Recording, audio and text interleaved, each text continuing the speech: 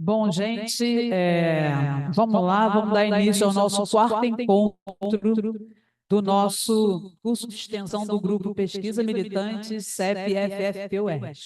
Então, a gente vai montar aqui nossa mesa e passar a palavra para as pessoas que vão aqui falar um pouquinho sobre esse curso e vou dividir a mesa com a Flávia, da FFP.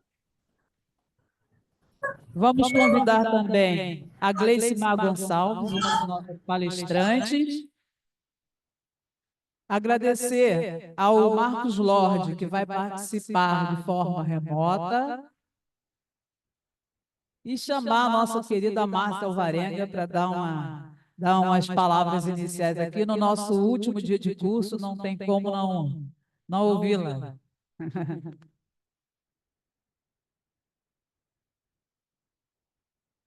Bom, boa noite a todos que estão aqui presentes. Saudar aqui essa mesa belíssima, né? Maria, Flávia, Gleicimar, professor Lorde, olha o nome, né?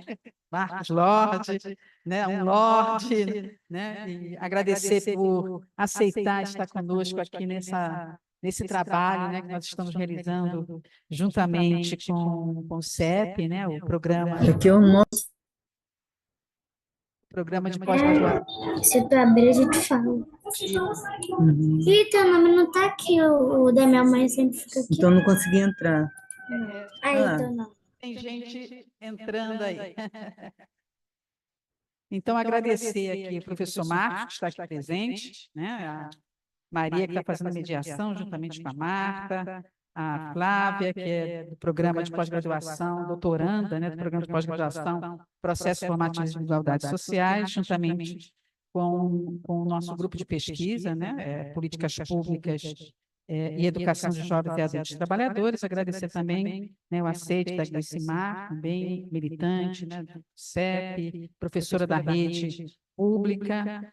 E estamos aqui, o pessoal está falando assim, é o último dia do curso. Não, nosso curso ele não tem ultimato, ele vai continuar, porque nós vamos continuar nesse trabalho, né, nesse intercâmbio, né, nessa relação tão bacana, né, nesse trabalho que é feito juntamente, né, com os professores, pesquisadores militantes, que todos nós somos pesquisadores, professores, mais uma vez, professores que estão lá no chão da escola, né, que pensam a realidade a partir de onde seus pés pisam, a partir da sala de aula, a partir da escola básica, né? Então, é uma alegria a gente estar aqui com essa mesa, com o professor, com vocês, que estão, as pessoas que estão aqui também nos acompanhando, né? Nesse encontro do ano, né? Finalizando aí, fechando o ano de 2023, mas nós temos aí também uma agenda, né, para os próximos cursos, que são cursos permanentes, né, porque a gente não pode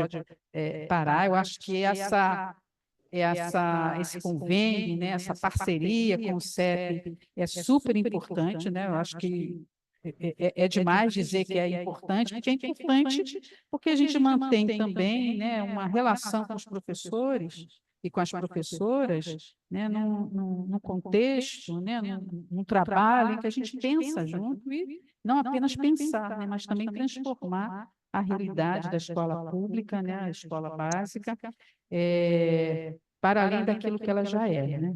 A gente já sabe, já faz muitas críticas, né, ao momento, mas a superação também da realidade, né? Então, esse trabalho visa isso, né, nos fortalecer, né, e construirmos, estreitarmos cada vez mais os nossos laços para estudarmos juntos, porque é bom estarmos juntos, né, em momentos tão difíceis que a gente vem enfrentando, né? Então, o chamamento é também para a unidade, o chamamento é para estar juntos, o chamamento é para que a gente possa pensar, estudar junto e construir junto a escola pública, né, de qualidade, né, de todos, uma escola plural, tal qual é a sociedade brasileira.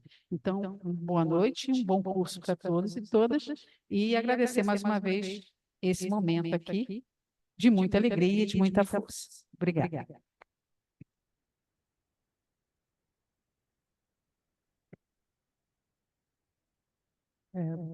Boa noite. Agradeço aqui a organização, né, o CEP, o RGFFP, um dos temas mais importantes da nossa atualidade, que é raça, gênero e classe. Vamos para dar continuidade aqui com a nossa colega Gleicimar, né, que pesquisou profundamente sobre isso, e vamos dar continuidade. Obrigada.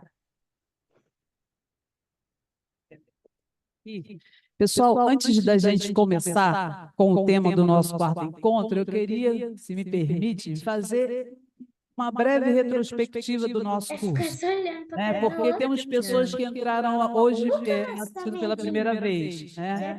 Então, assim, o curso, esse curso de formação, ele se organizou em 4 encontros híbridos. Ele teve sua aula inaugural no dia 28 de agosto, com o tema Por que pesquisar, o que pesquisar e como pesquisar. Foram 4 encontros mensais. O segundo encontro, no dia 25 de setembro, teve como tema a nova face da educação básica, democracia em risco. O nosso terceiro encontro, no dia 30 de outubro, ataques ao trabalho docente, o autoritarismo em curso. E hoje, em nosso quarto encontro, o tema é Educação em Perspectiva no Gênero, Classe e Raça.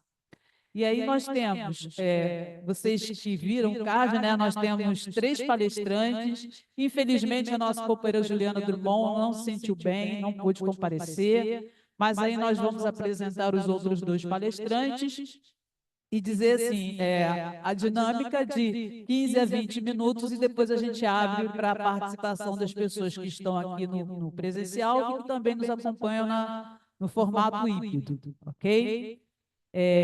Nós temos o palestrante Marcos Lorde, doutorado pela UFRRJ, mestre pela UERJ e FEBF. Gleicimar, com pedagogia na UF, especialização em relações étnicas e raciais. E aí, antes de eu passar a palavra para Gleicimar e para o Lorde, eu queria iniciar assim fazendo uma motivação, né, para a gente iniciar esse debate.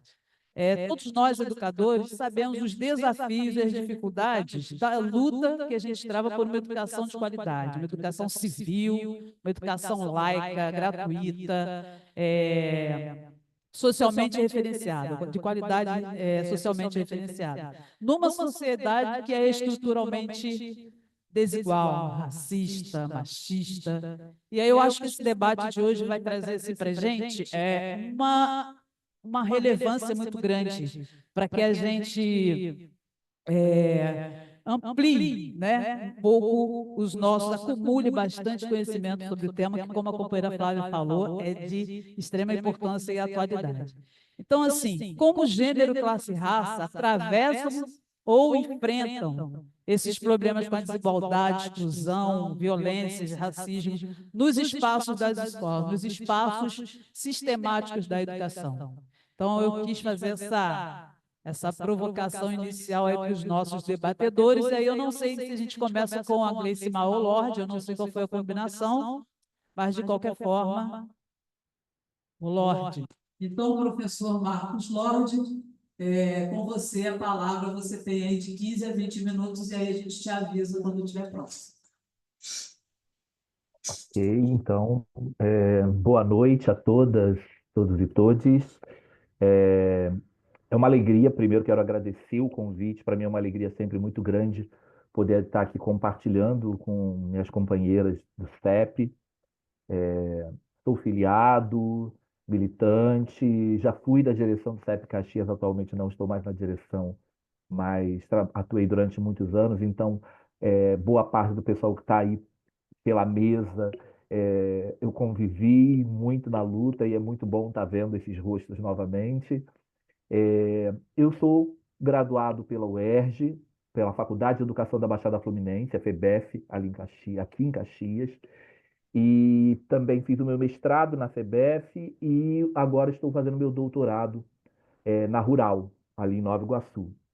E esse tema, gênero, raça e classe, para mim é muito importante, embora eu ache sempre que a gente tem que ter uma coisa muito perceptível, que não existe uma hierarquização entre os 3 temas. Não existe um que seja maior ou menor do que o outro, um que seja melhor ou melhor do que o outro, que a gente sabe que, enquanto classe trabalhadora, os três recortes nos afetam muito diretamente. E aí é lógico, eu costumo dizer que é como eu entendi na minha pesquisa, porque na minha monografia, na minha graduação, o meu trabalho foi justamente em cima disso. O meu tema foi a mulher na sociedade capitalista e a abordagem da luta de classe, justamente por entender. Nesse momento eu estava iniciando minha caminhada marxista, então eu estava entendendo mais aprofundadamente o que era a luta de classes, embora tivesse já alguma vivência no sindicato. Academicamente isso me deu maior propriedade, então isso me ajudou muito para entender os acúmulos que as lutas da classe trabalhadora trazem. Que quando nós já temos um problema que é o recorte de classe, somos classe trabalhadora, somos pobres, não detemos os meios de produção, mas, para além disso, esses preconceitos que a gente sofre na sociedade, eles se acumulam. Ou seja, se você é uma mulher, você vai sofrer muito mais com isso. Se você é uma mulher negra, você vai sofrer ainda mais com isso. Se você é uma mulher pobre, negra, lésbica, você vai sofrer ainda mais. Se você é uma mulher pobre, lésbica, transexual, você ainda vai sofrer mais. Então, as estruturas da nossa sociedade, as formas de preconceito existentes na nossa sociedade, elas se acumulam e pesam muito mais sobre a classe trabalhadora, e a gente não pode ignorar isso.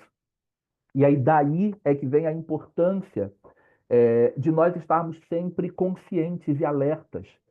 Nós tivemos aí no período muito presente e ainda estamos vivendo muito um avanço do fascismo, de uma direita ultraconservadora, que vem avançando cada vez mais na retirada de direitos da classe trabalhadora.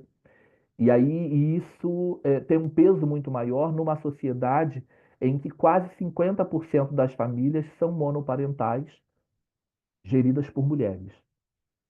Na sua maioria, mulheres negras.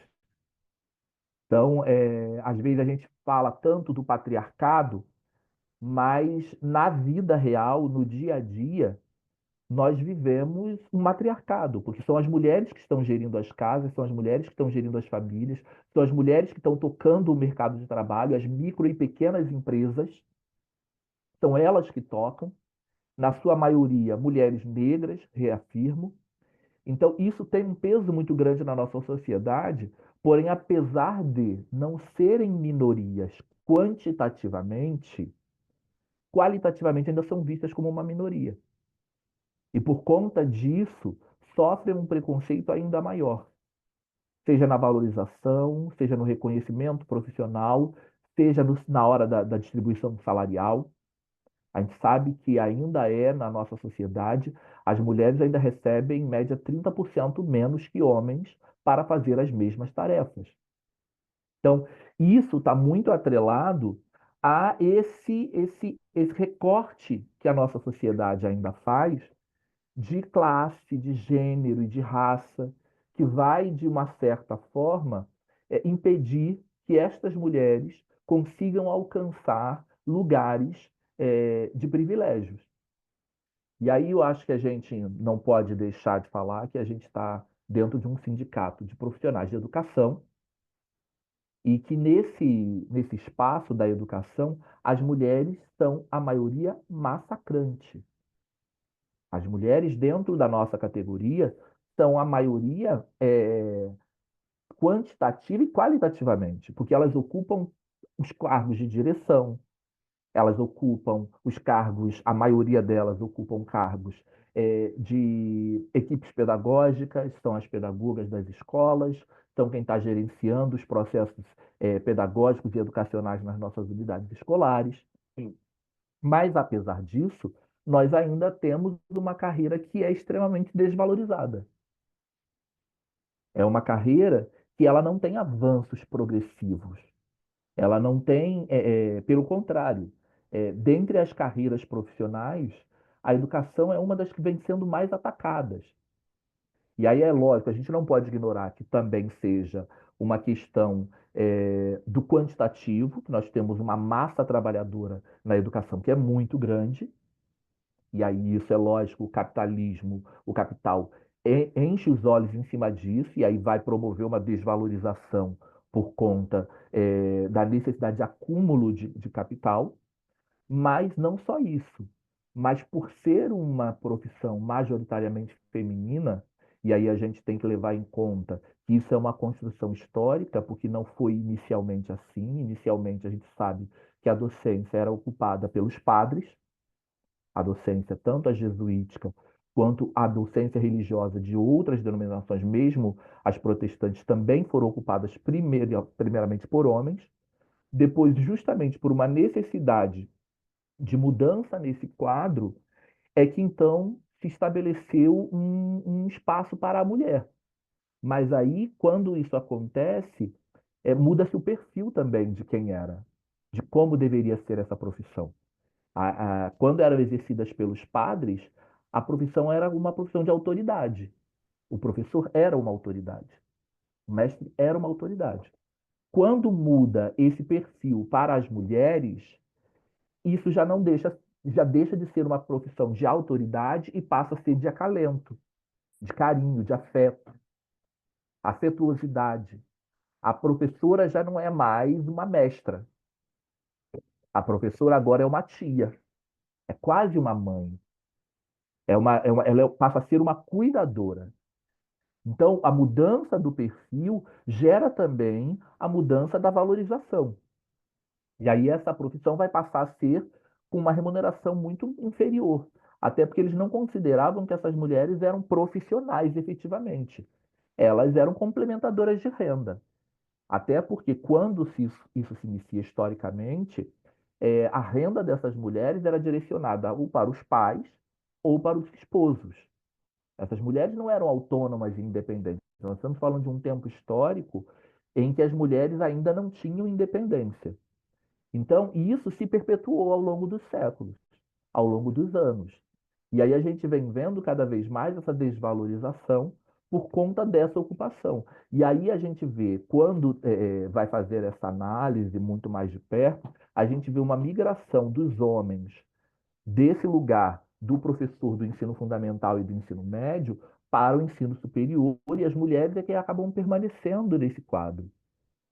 E aí, esse recorte de gênero, de raça, de classe, tem um perfil e tem uma influência muito grande nessa organização da classe trabalhadora nesse sentido. Que são mulheres que estão extremamente sobrecarregadas, são mulheres que cumprem dupla, tripla, quádrupla função. Não é incomum você ver uma professora que às vezes trabalha com duas matrículas ou até três, porque ela tem às vezes duas privadas e ainda tem mais duas públicas e ainda tem mais uma privada, ou faz GLP e assim a sua carga horária se estende ainda mais. Ela ainda tem que ser mãe, ela ainda tem que ser esposa, ela ainda tem que ser dona de casa e ela ainda tem que ser uma boa profissional mesmo não tendo uma boa remuneração, mesmo ela não tendo tempo para planejamento. A gente está vendo agora o ataque que a Prefeitura do Rio está fazendo à carreira docente. A mudança do quadro de hora-aula vai ser extremamente prejudicial para as professoras, que vão perder o mínimo que elas tinham de tempo para planejar suas aulas e vão começar a ficar com uma sobrecarga de trabalho cada vez ainda maior.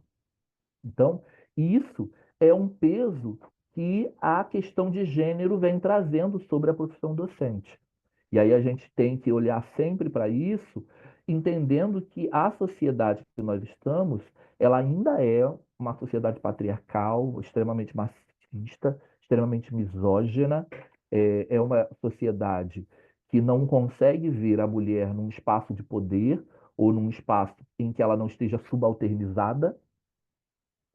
E aí eu me lembro que na época que eu fiz a minha, a minha monografia, meu TCC, tinha um termo que ficava sempre muito em voga, que era violência simbólica.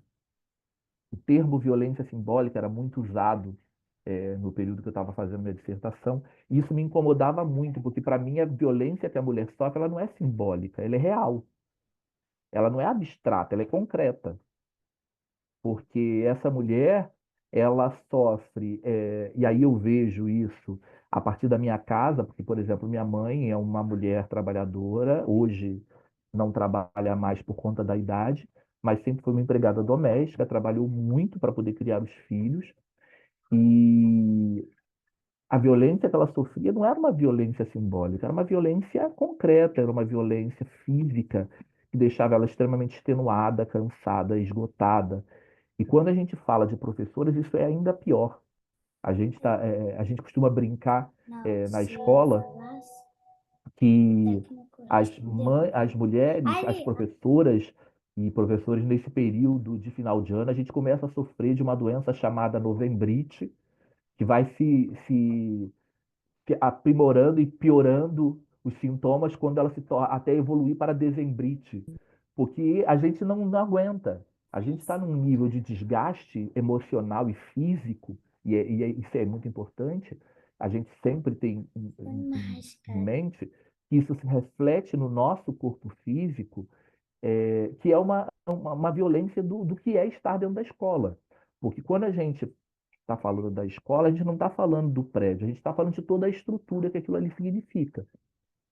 A ausência de materiais para trabalho, a ausência total de recursos, são equipes completamente defasadas, são profissionais com turmas extremamente lotadas e que não conseguem desenvolver um bom trabalho, não é porque não queiram, porque não conseguem. E aí isso ainda gera um problema, porque isso gera frustração. Porque quando você não consegue desenvolver o seu trabalho, você começa a tentar entender o porquê que eu não estou conseguindo desenvolver o meu trabalho, por que que meu aluno não presta atenção na minha aula. E aí você vai ver que tem uma série de coisas que fogem ao seu controle, fogem à sua ação, fogem às suas possibilidades. Mas tudo isso está atrelado muito diretamente a essa estrutura social que rege a nossa organização de trabalho. E aí a gente vê isso se refletir, inclusive, na forma da nossa organização de luta. Hoje, a gente não consegue fazer grandes mobilizações porque a gente tem uma Danado. massa de trabalhadores que não têm mais condições de se organizar simplesmente. Não tem tempo de dialogar dentro das escolas, o professor não para mais dentro da sala de professores. Quando ele consegue parar um pouco, ele só quer respirar, tomar um café e sai correndo para emendar na próxima aula, às vezes pegando duas turmas ao mesmo tempo para tentar adiantar uma aula para poder, de repente, ter uma folga desse processo. Então, assim, essa estrutura que a gente está visualizando e que está afetando diretamente o nosso trabalho é uma estrutura social que ela não como é que eu vou dizer, acidental. Atribuem a Darcy Ribeiro uma frase que eu acho que é muito importante, que a falha na educação brasileira ela é um projeto. É um projeto que a educação brasileira funcione da forma que funciona, ou que não funcione da forma como deveria funcionar. A gente vê aí as lutas, todo mundo diz que a educação é importante, mas ninguém investe na educação. Efetivamente, é o último ponto. Pelo contrário, quando vão haver cortes dos orçamentos, o primeiro a que crescem os olhos é na educação. Inclusive, já tem diversas propostas de desvinculação da das verbas da educação justamente porque acham que é uma fatia muito grande. Hoje a gente vê, porque não dá tempo da gente entrar no tema, mas a gente vê um avanço muito forte do empresariamento da educação. É um termo que vários autores estão se debruçando, porque entendem que hoje o objetivo efetivo não é a privatização da escola, mas a privatização da gestão da escola, da gestão da educação. Alguém vai pegar o dinheiro e vai manter a escola funcionando precariamente. Então, isso tudo é um projeto. E é um projeto que a gente não pode ignorar, que tem efeitos no dia a dia da classe trabalhadora, seja do nosso aluno, seja de cada um de nós enquanto trabalhadores e principalmente das mulheres trabalhadoras que têm aí uma sobrecarga na sua vida e aí isso promove diversos outros problemas, como o adoecimento docente, que hoje também já é um outro ponto que está contando com diversas pesquisas. Eu fiz uma disciplina no semestre passado, lá na Rural, com um camarada nosso, que é o professor Rodrigo Lamosa, muitos aqui conhecem, onde ele está pesquisando exatamente isso, sobre a saúde, o trabalho e o adoecimento docente. E aí a gente vê que existe um avanço cada vez maior desse adoecimento por conta da sobrecarga emocional e física em cima dessas trabalhadoras. Ok? Encerro por aqui. Espero não ter excedido o meu tempo.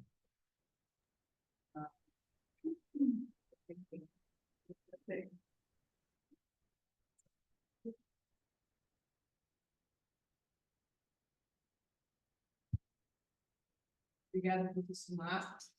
Ótimas considerações. E, assim, concordando totalmente com o que você falou, né? Realmente, atualmente, quem se encontra na base, né, ou pela último estudo da população LGBTQIA+, negros, né, porque já tem uma tripla, né? Ou quatro, né? Podemos dizer assim, né? De discriminação. Mas todas essas questões que puderam pensar,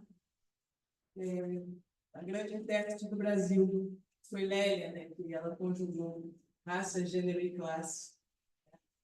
E também da luta coletiva, que foi do movimento negro, para que pudéssemos chegar até aqui como, né, a Constituinte, como a lei de preconceito de raça e cor, a grande marca para a educação, que foi a 10.639 de 2003, né, porque a sociedade vivia ou vive, né, sobre o mito da democracia racial, sobre a opressão do capitalismo racista patriarcal.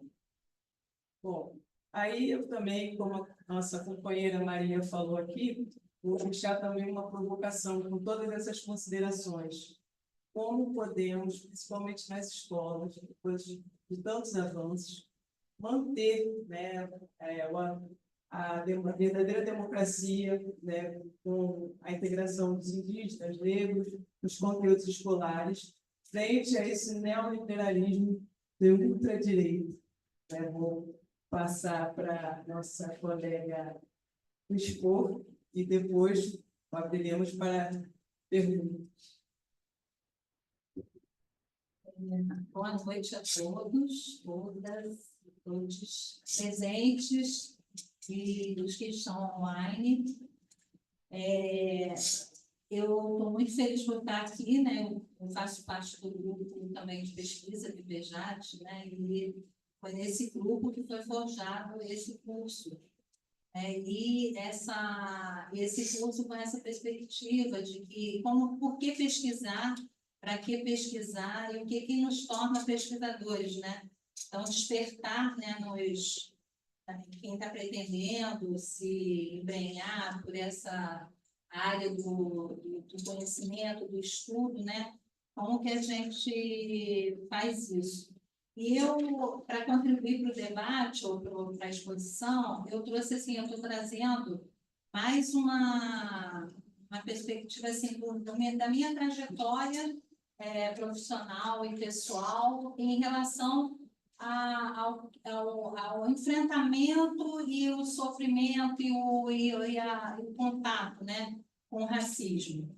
Então, e como que isso na minha vida profissional foi se estruturando, né, de maneira que eu pudesse enfrentar dentro da sala de aula, que é um desafio cotidiano, né, apesar de todos os avanços, né, que o movimento negro teve, que todo o esforço que a gente faz na sociedade para superar, na sociedade brasileira para superar essa chaga, né, ele ainda persiste entre nós. Mas assim, já avançamos muito, mas um dos entraves, né, que o colega trouxe e a gente reforça aqui é a questão da luta de classes, é a questão do capitalismo que se impõe e torna a vida dos trabalhadores exaustiva, torna agora, por exemplo, a gente está numa luta, né, para a diminuição dessa escala 6x1, que está extenuando, né, os trabalhadores. Então, quer dizer, isso é fruto do quê? Da exploração cada vez mais intensa do trabalho. Né? Então, nós temos, e por isso a gente não tem, a gente tem que, né, intensificar cada vez mais a nossa luta contra esse processo de exploração que não nos deixa condições de viver. Então, o primeiro contato que eu tive assim, com a discriminação racial foi quando eu era criança, que era a questão do cabelo de bombril, né? Qualquer briga que tinha na escola era o cabelo de bombril e nariz de batata.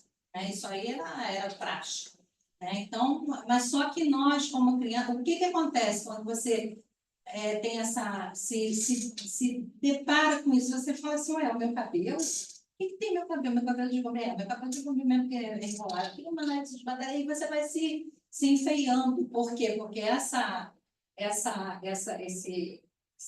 coisa que falam sobre você é o que você toma, porque você quer ser aceito. E se você não é aceito e que você tem um defeito, você vai... como é que você vai lidar com aquilo? Né? Então, a gente vai vivendo assim.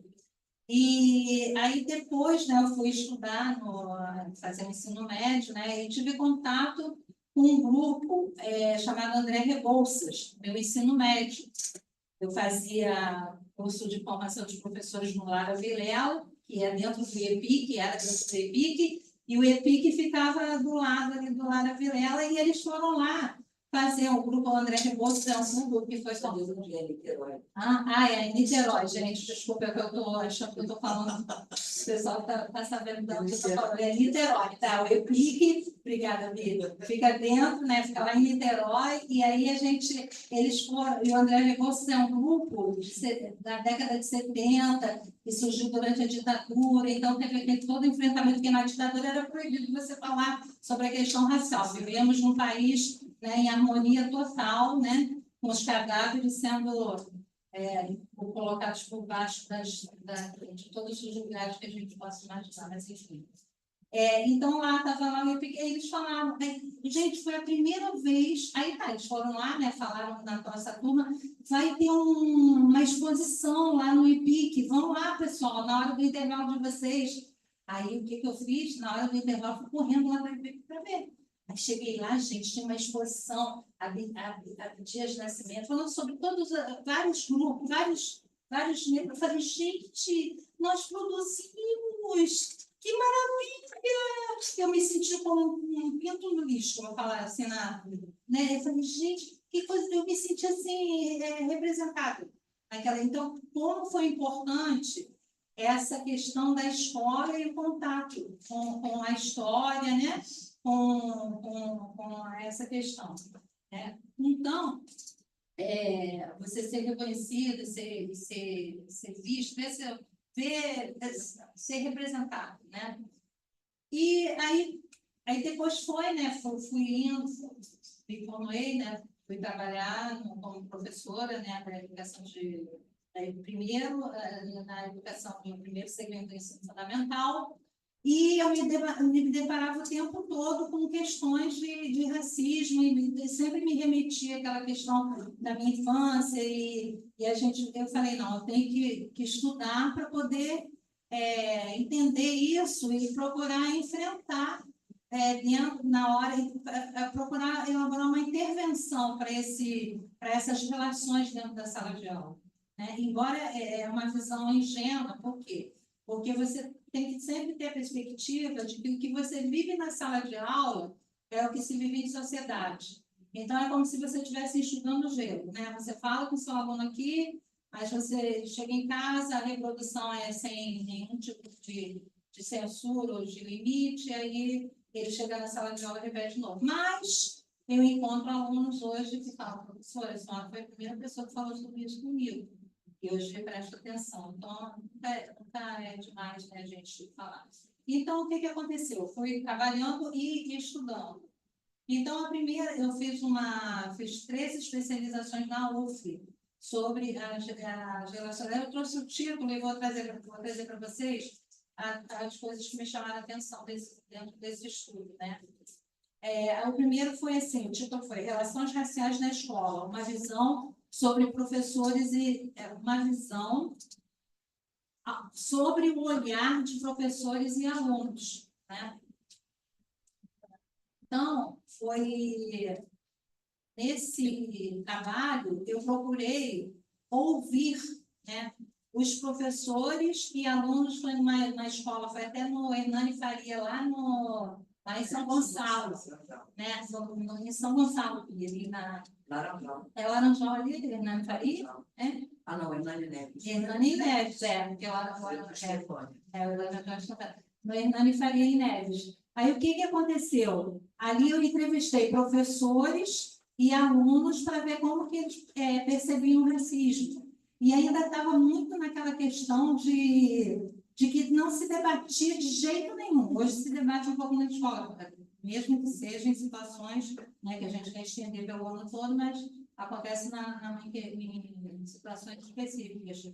E as meninas relatando que sim, que sofriam, né? Então, toda aquela questão, né? E os professores perguntei se faziam algum debate, também não tinha, né, nenhum debate. Então, mais ou menos foi a conclusão desse estudo, é que não se estava trabalhando a relação, o enfrentamento do racismo na escola, né, de uma maneira mais sistematizada, isso em 99, né? Aí depois, em 2007, eu também fiz uma outra especialização chamada Sindicalismo Docente, a luta contra o racismo, o caso do CEP, que eu comentei, né? O que eu fui ver? No sindicato, como que surgiu a questão racial, como que ela começou a ser trabalhada dentro do sindicato. Por quê? Porque eu vejo o sindicato como uma instância de militância e uma instância de discutir questões politicamente, tratamento político, né? Das questões. Aí eu descobri, por exemplo, que o sindicato, descobri não, né? Constatei ali naquele estudo, da questão da memória, aí procurei material, aí eu vi que não tinha uma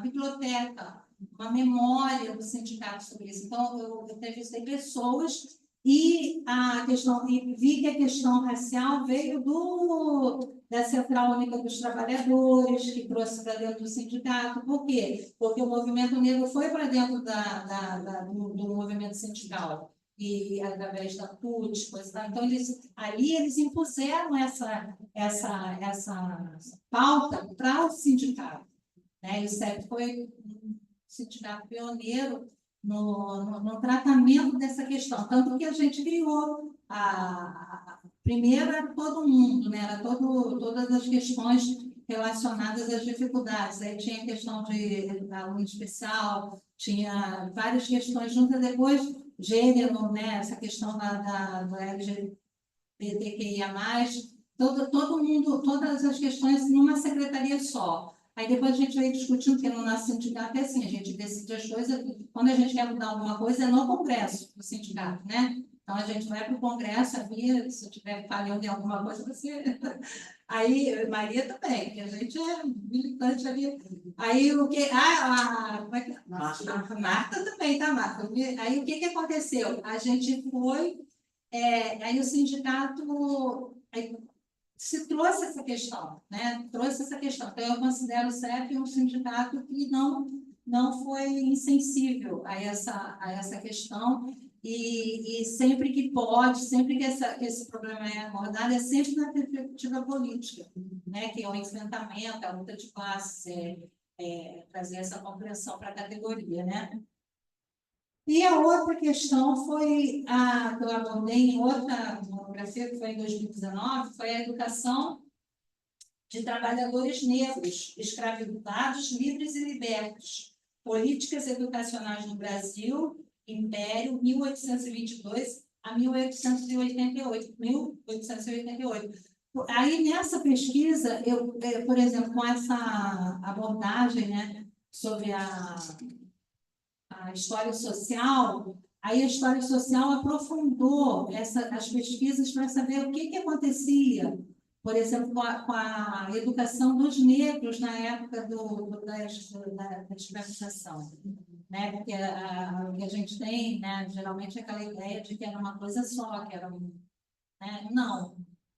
A gente percebe que tinham negros, porque o que acontece? Durante o período escravocrata, e principalmente se aproximando do final, aconteceram muitas alforrias, né? Os negros juntavam dinheiro, juntavam ouro, né? Os que trabalhavam nas minas, juntavam ouro para poder comprar suas alforrias. Tinham os chamados bastardos, né? Que eram filhos de senhores, né? Com escravizados, que eles alforriavam, né? Nasciam livres. Aí também teve a lei do ventre livre, porque o Brasil foi do sexagenário, porque o Brasil foi praticamente pressionado a acabar com a escravidão, né? Foi o último país, né? Eu acho que o último, né, país a acabar com a escravidão. Então, o que acontece? Ele foi pressionado. Então, foram criando essas leis para poder fazer. Então, o que acontece? Negros professores nesses períodos, negros Então, quer dizer, essa história é escondida, né? E a gente tanto que resgata, né, nos estudos, que tem muitos estudos, a questão dos quilombos, né, que eram verdadeiros grupos que fugiam, né, da opressão ali das fazendas e formavam esses grupos, né, próximos às cidades, inclusive abasteciam as cidades dos seus produtos, né?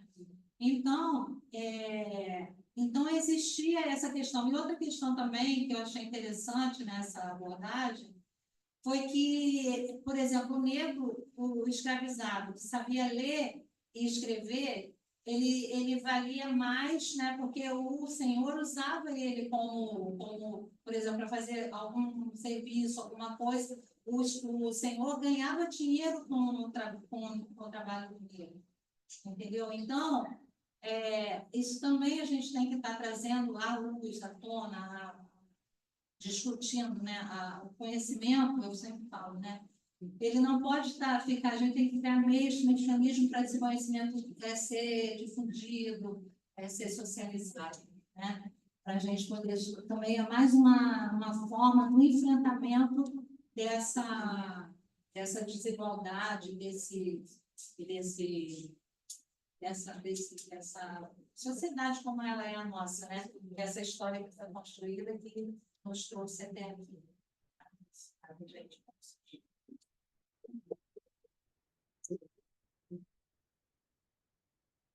Obrigada, Gleicimar. Antes da gente abrir para os nossos convidados, que estão presencial e estão virtual, eu queria só fazer de repente, uma pequena contribuiçãozinha aqui para o debate. Assim como a companheira Flávia cita, né, a Lei 10.639/2003, que, infelizmente, né, são mais de 20 anos da lei que a gente não consegue ver efetivamente a sua implementação nas escolas. A gente não pode dizer que 0% das escolas praticam, mas a gente pode dizer que ainda é muito pouco diante de toda a luta que se teve para chegar até aqui, né? A gente tem visto agora, na Semana da Consciência Negra, a gente vai ver várias manifestações que vai dar de encontro ao que diz a lei. Tratar da questão da cultura nas escolas. Mas os outros 363 dias, a gente pouco vê, pouco ouve sobre essa implementação do currículo escolar, né? E aí, assim, dizer que a gente que é negra, né, a gente que é preta, a gente sente na pele o racismo e a gente consegue ver quão estrutural ele realmente é. Porque a gente tem racismo na família, dentro da própria família, na escola, no trabalho, em qualquer lugar, qualquer uma sociedade estruturalmente, infelizmente, racista.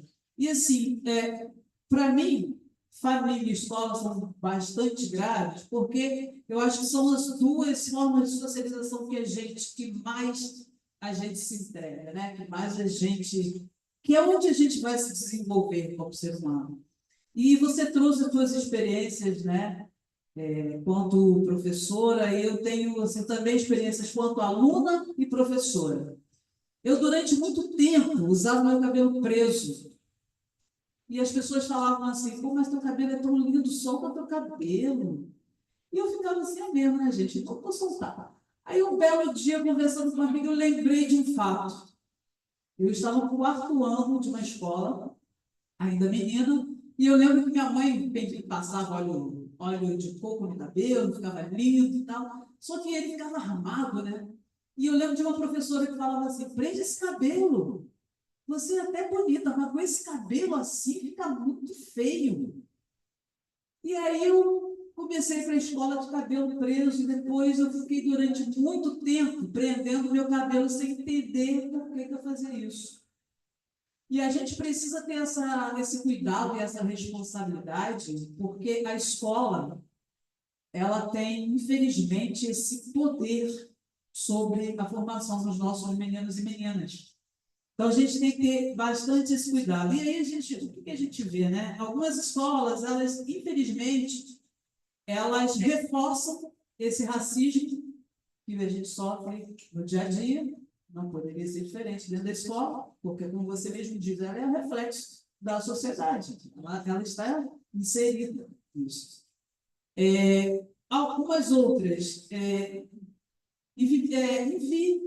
invisibiliza as situações.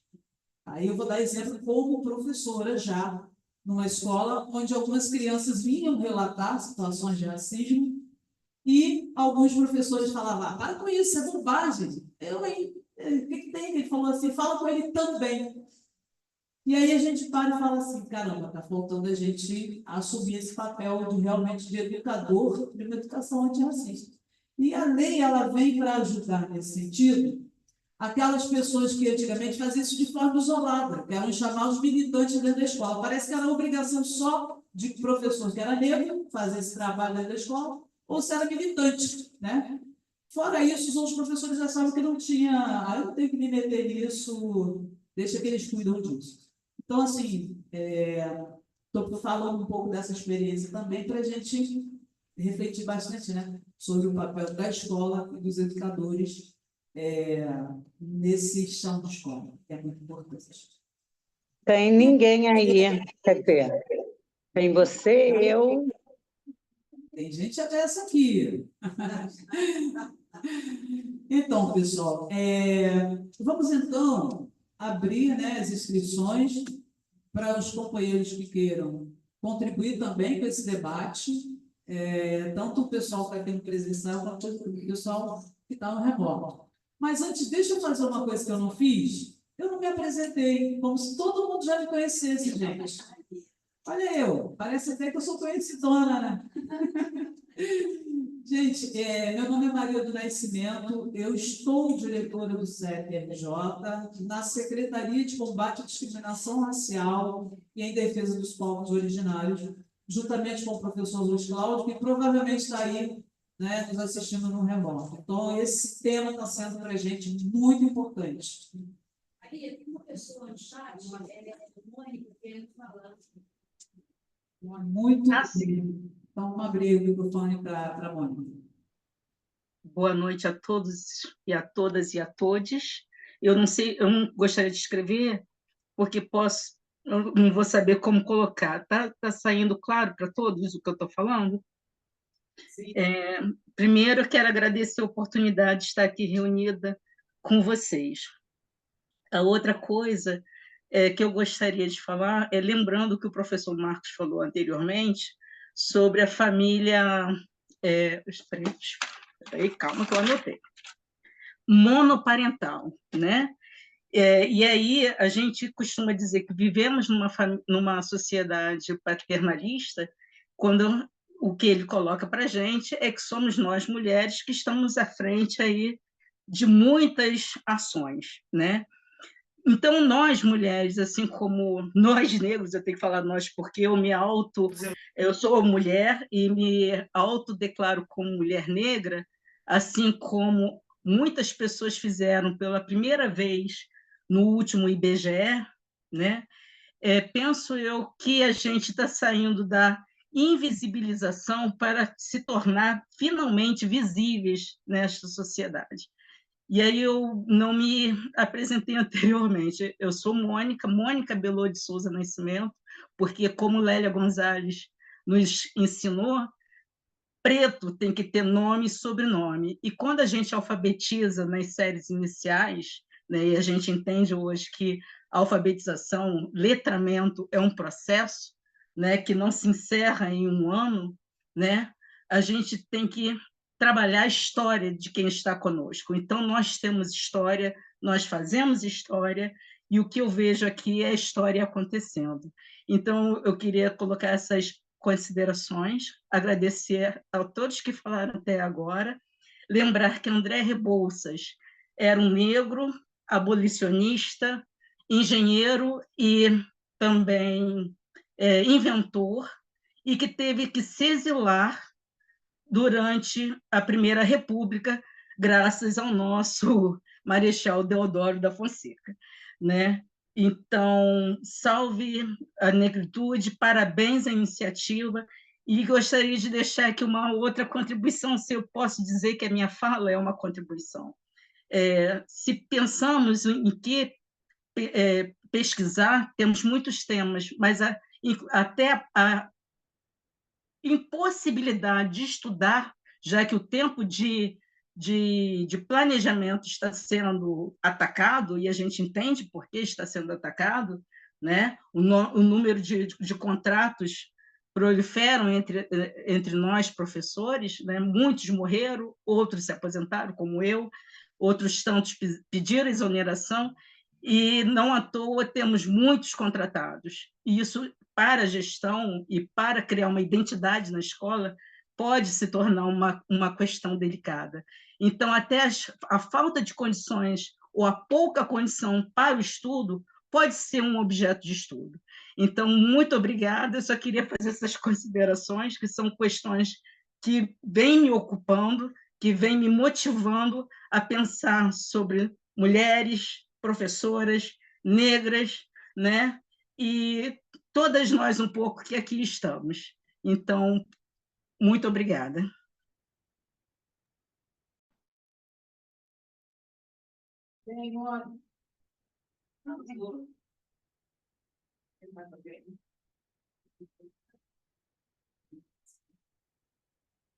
Mais alguém fazer alguma consideração?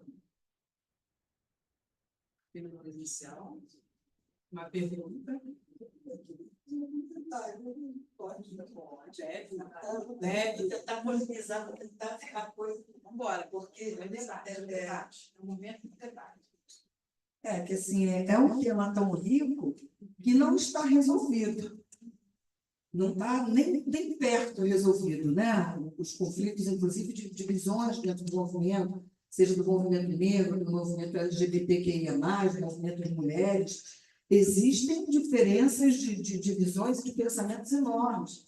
E eu queria levantar aqui uma polêmica, não sei se é polêmica ou o que é, mas são questões que incomodam, que é quando se reduz esse movimento, essa questão das opressões, ao que se costuma chamar de identitarismo, né? Das políticas identitaristas, que vão resumir a questão do negro, a questão da negritude, vão resumir a questão da mulher, a questão do gênero sexual, vão reduzir a questão do LGBTQIA+, a opção sexual. Enquanto não se resolve a situação dessas pessoas, resolvendo essas questões puramente. Por exemplo, vamos resolver a questão do negro, vai estar resolvido quando ele estiver incluído nessa sociedade? Não, qual sociedade que a gente está falando?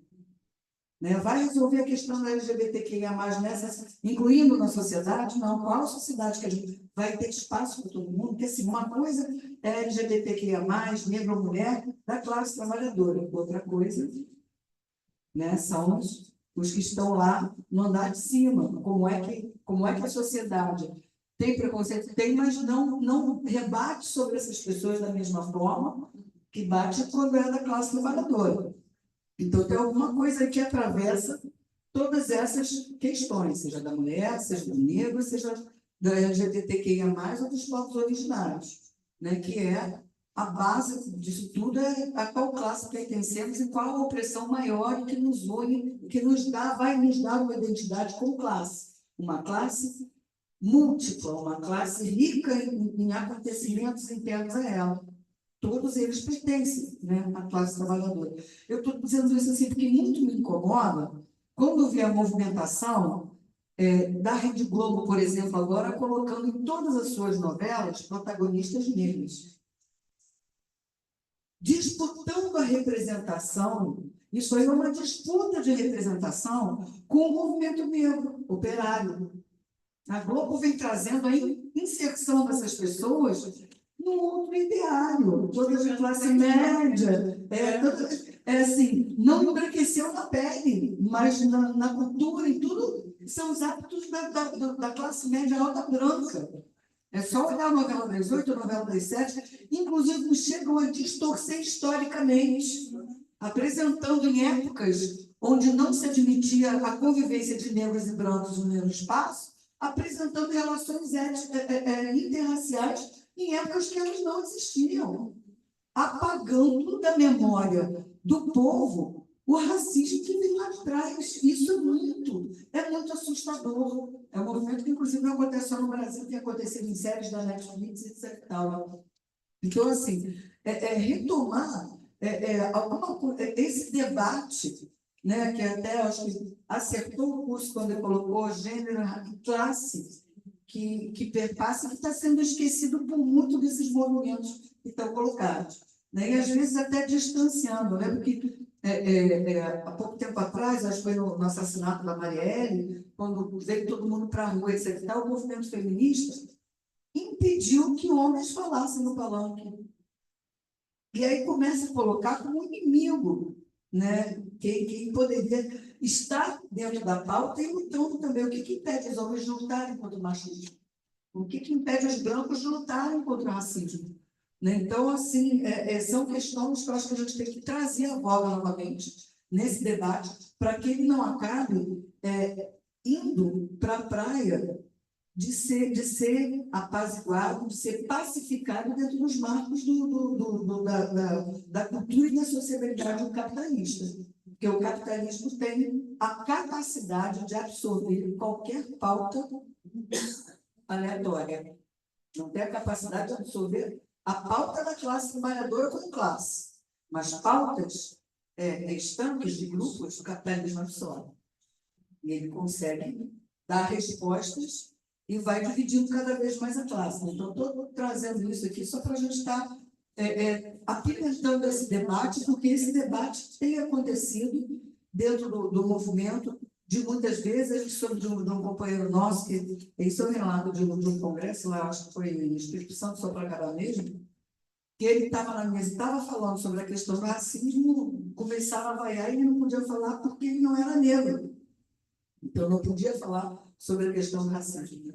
Então, são coisas que começam a assustar um pouco, porque mais do que você abranger mais gente dentro da pauta, trazendo mais gente para a luta, começa a separar, segmentar, né, as pessoas e diminuir a nossa capacidade de responder como classe às opressões que ocorrem dentro da classe.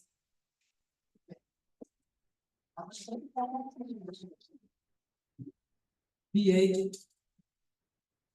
eu achei excelente. Não é polêmica, eu acho que a gente tem que tratar disso, sim. A gente tem visto, assim, o meu inimigo não é o branco, é a branquitude, e isso depende da cor. É o conceito de que eu tenho mais poder que você. E o capitalismo é isso, ele não trabalha coletivo. Ele trabalha questões quase individuais. Você tem um pequeno grupo aqui, ele vai abarcar isso. Agora, quando você trabalha a coletividade, ele fica sem ter como entrar ali. Então, eu acho que é isso. Eu acho que a gente tem que aprofundar muito isso. Eu confesso que eu tenho muito interesse e você passou uma coisa que vai me ajudar muito. Acho importante. E aí eu jogo para o Lorde e para a companheira Gleicimar falarem um pouco sobre isso. Vou passar para a Gleicimar e depois você, tá bom, Lorde? Tá? Fala um pouco sobre essa situação. Só queria, assim, colocar, eu acho que isso, assim, eu vou me colocar aqui não como uma estudiosa profunda da questão, Mas eu acho que a questão do identitarismo, o que acontece? Ele acaba se fechando em si mesmo, entendeu? E ele não consegue, por exemplo, aí quando é necessário que se extrapole, eles não conseguem, porque fica fechado ali nele mesmo, entendeu? Então, eu acho que isso serve, né, Bia, quando a gente coloca essas diferenças de luta, né, de que cada grupo tem um entendimento de como vai encaminhar a luta, né, e como que a gente consegue perceber que dentro da estrutura daquele grupo, a gente se fecha tanto que a gente não consegue nem pertencer, nem a classe trabalhadora, entendeu? Então, eu acho que isso é uma questão, entendeu? Eu não consigo falar mais do que fazer mais do que essa dimensão, tá bom? Tudo bem. Antes de você passar para o professor, eu queria pontuar também, depois da fala da Maria e da Gleicimar, que a educação é uma questão cara, né, para a população negra, né, e por isso que, você mencionou o período escravocrata, que havia os professores negros, né, mas se formos pensar na nossa Constituição do Império, que foi a primeira, né, ele deixava os cidadãos só eram os libertos e os ingênuos. Porém, era uma subcidadania, né? Para quem era liberto, não podia votar, né? No artigo lá, não podia votar, no artigo 94. Então, também sempre se lutou pela cidadania. Essa questão que a Bia trouxe também é muito importante, porque o capitalismo, ele fragmenta, né? E os movimentos não, uma luta coletiva. Então, eles vêm desde sempre. Então, como você bem colocou, o professor também, sempre o movimento partiu dos quilombos, lutaram pela educação dos seus, mas não exatamente o que queria, mas o acesso era difícil. Então, a partir do momento da década de 70, com a ditadura, até um pouco antes com Abdias, na década de 40 e 50, é quando ele vê, não puxa só essa responsabilidade para o movimento, mas para o Estado. Mas ele não pensava a educação, como você bem colocou, Bia, também. Não só para os negros, mas para todos, né? Para todos. Logo depois, na década de 70, quando se pensa esse movimento único que ficava aqui em São Paulo, mas aí passa a ser nacional, em que Lélia atua como uma das principais. Oi, está baixo? Lélia Gonzalez. Lélia Gonzalez, íntima já estou íntima. E que Lélia Gonzalez passa a contribuir com a fundação também, junto com as outras mulheres, né, porque é uma ação coletiva, ela contribui muito com seus estudos, com a intérprete, porque ela passa a ver esse racismo, o negro em si, que até então o pensamento social era tratar o negro e o indígena como objeto, passam a entender eles como sujeito. Então, essa questão mesmo da estética também, a Nilma Gomes também vai falar, a Virgínia Bittencourt também vai falar, que rebaixa, e ela vem falando esse mito da democracia, a Lélia Gonzalez vem falando que via a nossa cultura como folclórica, como uma subcultura, né? Então, tudo isso, ela é não só pela parte da educação, como da cultura, né? E hoje, esse pensamento social dela se faz muito atual, né? Principalmente no espaço escolar, em que as pesquisas ainda indicam, o IBGE, o IPEA, que o espaço escolar é um dos mais racistas também, foi você que falou, né, Gleicimar? Porque ele é o reflexo da sociedade. Então, assim, realmente, tenho há muitos anos o movimento, ele vem lutando, né, uma luta coletiva, brancos, negros, indígenas, melhorou bastante, mas não é o ideal, não é o ideal, nós sabemos disso, mas realmente temos que lutar contra esse fragmento desse capitalismo racista opressor. Principalmente, você mencionou a imprensa, desde que ela faz aquele jogo duplo, bota lá na novela, nossa, realmente o Brasil não é um país racista. Por isso que eu falei, o mito da democracia racial, tanto Lélia combativa às margens, né, esse capitalismo também, as massas marginais. Quem é que está lá no Uber, na uberização? Se você for botar cor, quem vai estar lá?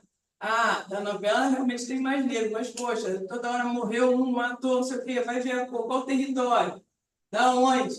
Então, assim, ela já combatia isso já no Edilson, por isso que ela se faz tão atual. Aí, desculpe ter, tá, professor? Desculpe, mas... Muitíssima contribuição. Lorde, querido. É um Lorde, né, gente? Tá com você a palavra. Eu queria pegar uma coisa que a Bia falou. Eu acho que a contribuição da Bia foi muito importante, não que as demais não tenham sido, tá, gente? Foi muito bom ouvir a Mônica também. Mas eu acho que uma coisa que a Bia trouxe, que é muito importante a gente entender, é que o capitalismo ele se apropria das nossas pautas, porque para ele isso também é lucro. Ele olha o negro, ele olha o LGBTQI, a pessoa LGBTQIAPN+, como um consumidor. Não é à toa que surgiu o termo Black Money e Pink Money. Porque é isso, porque essa população também consome. Eles começaram a perceber, olha, não dá para a gente ter shampoo e condicionador só para pessoas com cabelos lisos. A gente precisa ter uma linha de produtos também para cabelos afro, porque a gente ganha dinheiro com isso também. A gente precisa ter uma linha de maquiagem para pele negra, porque elas também consomem. Então eles começaram a ver que isso era um nicho de mercado. Eu me lembro de uma situação que para mim foi muito emblemática, que foi com um dos grandes representantes do capitalismo no nosso país, que é o Banco Itaú. O Banco Itaú, num determinado ano, ele financiou a parada LGBT do Rio de Janeiro, a parada de Copacabana, uma das maiores do mundo. Ele foi um financiador. Então, ele tinha o aplicativo dele ficou com arco-íris, tudo dele tinha arco-íris. E naquela mesma semana, ele tinha mandado um gerente de agência embora e descobriu que ele era gay, era casado. Ou seja, em casa de ferreiro, espeta de pau. Ou seja, o nosso dinheiro serve, mas eu não sirvo nem para trabalhar para você porque eu conta da minha orientação sexual. Então, a gente não pode ignorar que, inclusive, essa divisão que tentam fazer, dizendo quem é que tem o termo, né? O termo que se usa é o lugar de fala, é justamente por isso, porque quanto mais eles nos dividem, mais eles nos fragilizam.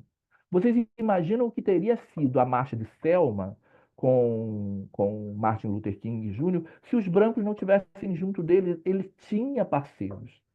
Nós sempre teremos que ter aliados. Nós não vamos vencer a guerra contra a LGBTQIA+fobia se nós não tivermos a população hétero ao nosso lado como nossos aliados. Nós não vamos vencer a luta contra o racismo se nós não tivermos as pessoas brancas também como nossas aliadas. Nós não vamos vencer o machismo e a misoginia se os homens também não entrarem nessa briga. Agora, nós temos que entender que um, é, algumas pessoas vão ter mais propriedade para falar sobre determinados assuntos. Eu me identifico como um homem negro, porque meu pai era um homem preto retinto, minha mãe é uma mulher branca. Então, apesar de ter a pele clara, eu sou um homem negro.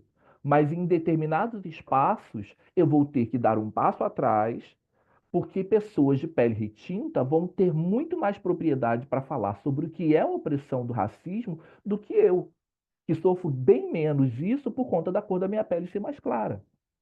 Então a gente precisa entender, temos aliados, esses aliados são extremamente importantes para a nossa luta, mas sim, é um problema quando a gente começa a reivindicar que o lugar de fala é um lugar de silenciamento, que ele não precisa ser um lugar de silenciamento, mas as pessoas que são nossas aliadas, elas têm que sim ser também ensinadas racialmente. Hoje a gente tem muito claro a importância do letramento racial. E esse letramento racial ele é importante para pessoas brancas, inclusive para pessoas negras. Quantas pessoas negras não se reconhecem enquanto pessoas negras? Quantas pessoas. Nós trabalhamos em escola. Eu trabalho com Fundamental 1. Eu trabalho dentro de uma comunidade em Duque de Caxias, ali no Complexo da Mangueirinha, e quando eu vou falar sobre pessoas negras, tentar identificar o que são pessoas negras, a maioria dos meus alunos negros não se reconhecem como negros, porque para ele você só é negro se você tiver a pele preta. Se você não tiver a pele preta, você é moreno, você é mulatinho, você é chocolate. E eu sou obrigado a explicar para ele, olha só, gente, não existe isso. Nós temos um censo, um instituto no nosso país que define e classifica a racialidade a partir de dois fenótipos, pardos e pretos. Então, meu amor, não adianta, não existe assim, passou do meio-dia, meu amor, é noite. É aquilo que nos Estados Unidos chama de uma gota de sangue negro. Aqui no Brasil a gente tem mania de fenotipizar as coisas, mas não é. É genética. Porque dependendo de onde você chegar, aqui no Brasil você pode até passar como moreninho. Mas quando você pisar os pés fora daqui, lá na Europa, nos Estados Unidos, onde muitos brasileiros sonham em chegar, você vai ser visto como preto. Então, isso é uma coisa que é muito importante da gente ter preciso na nossa caminhada. É preciso letramento racial. E esse letramento racial é preciso ser feito para as pessoas brancas, para que elas sejam cada vez mais nossos aliados nessa luta, mas ela precisa também, às vezes, ser feito para pessoas negras, que não conseguem se perceber, que não conseguem. Quantas vezes você já ouviu alguém falar assim: ah, mas eu nunca sofri racismo. Mas se você andar ao lado dela, você vai ver as pessoas torcendo o nariz para ela o tempo todo. Só que ela não consegue perceber isso, porque ela não foi letrada. Isso é importante também. Então eu acho que, aí já agradecendo, já, não sei se vai ter outro momento de fala, mas já agradecendo por essa oportunidade, eu acho que é extremamente importante esses espaços de formação, porque foge do academicismo, que eu acho que é muito importante, a academia é extremamente importante, mas o academicismo não é. E aí a academia, quando ela se alia à luta da classe trabalhadora, e aí eu parabenizo a UF por fazer essa parceria junto ao CEP, e transformar isso tudo num espaço de formação para a categoria, é muito importante. É muito importante porque a academia produz conhecimento, mas ela precisa produzir conhecimento a partir de uma realidade. Obrigado aí mais uma vez. Bom, ele quis dizer FFPUERJ, tá, gente? Todo mundo entendeu isso. Desculpa, gente, eu não sei por que que eu cismei que a Bia estava na UF. Desculpa, é um erro meu, equívoco, lapso. Lorde, muito boa mesmo a tua fala, e assim, tem pleno acordo, né? Eu, como mulher negra, eu não tenho nenhum problema em ter companheiros brancos que falem e compartilhem junto comigo, não sobre mim. Eu falo sobre mim. Eles são convidados a compartilhar e a lutar comigo. Eu acho que é isso que a gente tem que ter em mente, né? Respeitando o lugar de fala que todos têm. Exatamente, as pessoas precisam fazer eco para a sua voz. Bom, meninas, olha só, são 7h30, eu não sei qual é o tempo de duração que a gente tem estendido. Aí eu queria fazer só mais uma provocaçãozinha, pode ser? Então, a gente esteve num encontro em Brasília, dias 11 e 12 desse mês, foi um encontro com o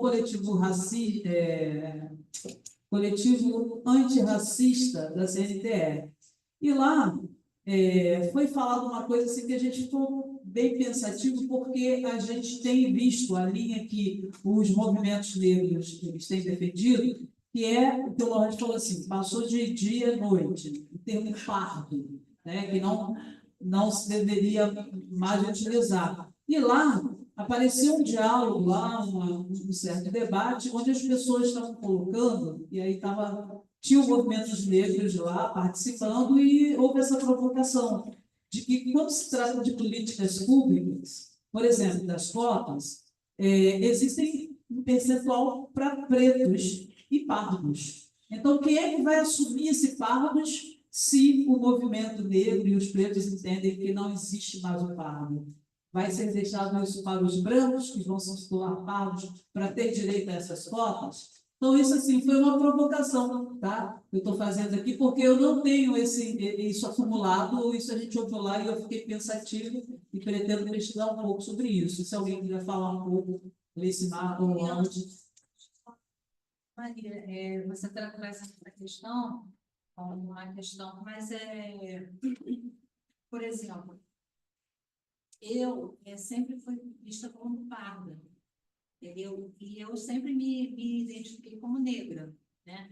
Só que agora, quando falam para mim, ah, não, você é branca, sua pele é branca. Aí eu falo, não, eu sou uma negra de pele branca. Não sou, entendeu? Então, eu acho que essa questão, eu não sei, o movimento está reivindicando acabar com a questão do pardo, é Não, isso? não é um movimento negro, tá? Foi uma pessoa que... Uma pessoa... Então, isso não é reivindicação do movimento negro. Isso é uma pesquisadora que vem tentando levantar essa situação e esse debate junto ao movimento negro, de que não é a questão da autoidentidade, é a questão das políticas que já tem. Quem vai ocupar essas vagas de pardo se as pessoas não mais se autodeclararem assim, entende? Mas nas questões das políticas tem essa divisão. Então, ainda não, né? Principalmente porque também elas Então, apresentou lá um trabalho. vai estudar política pública, já estudar institucionalidade. Censo, geralmente. Não, no IBGE, né? No IBGE que tem. É seja o pardo e o negro. Preto, aliás. Né? Deixa eu ver.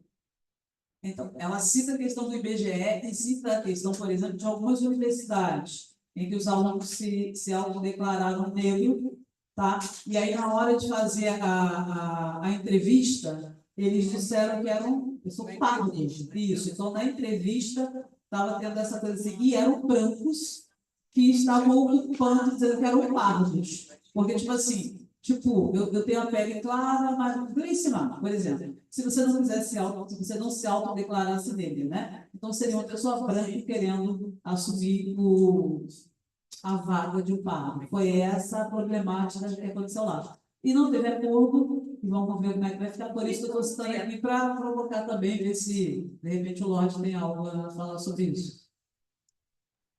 Academicamente, eu não tenho pesquisa nesse sentido. Mas isso me toca muito diretamente, porque é exatamente isso, sabe? Eu sou um homem que me identifico como um homem negro, porque eu tenho consciência da minha ancestralidade. Eu sempre faço questão de deixar claro para as pessoas, meu pai era um homem preto, retinto. Minha mãe é uma mulher branca, porque ela é de descendência portuguesa. Eu não vou nunca me identificar em lugar nenhum como um homem branco. Não é a cor da minha pele quem me define. Quem me define é a minha ancestralidade, a minha história, é a história que eu carrego por trás de mim.